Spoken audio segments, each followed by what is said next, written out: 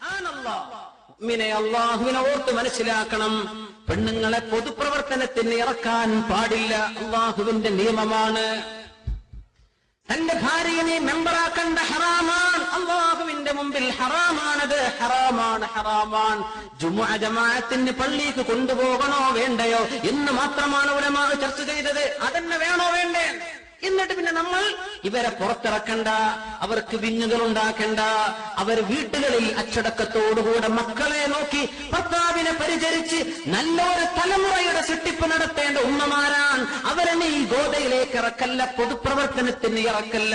അങ്ങനെ ഇറക്കുന്നതിൽ നിനക്ക് മനസ്സിന് വിഷമമില്ലെങ്കിൽ നിന്റെ പേരാണ് ദയ്യൂസ് എന്ന് റസൂലുള്ളാഹി സ്വല്ലല്ലാഹു അലൈഹി വസല്ലം. കാര്യങ്ങൾ മനസ്സിലാക്കണം.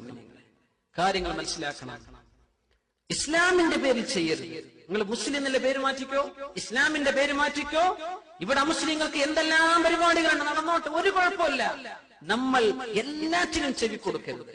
ഹക്കും ബാത്തിലും മനസ്സിലാക്കണം.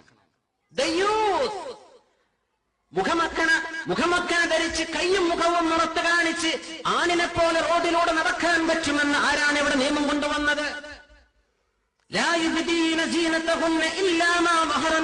എന്ന അല്ലാഹുവിന്റെ വചനത്തിന് ആരാണ് ദുർവ്യാഖ്യാനം ചെയ്തത്? അങ്ങനെയുണ്ടോ? പെണ്ണിന് കയ്യും വീശി റോഡിലൂടെ നടക്കാമെന്ന്, അന്യരുടെ കൂടെ മിങ്കിളാകാമെന്ന്?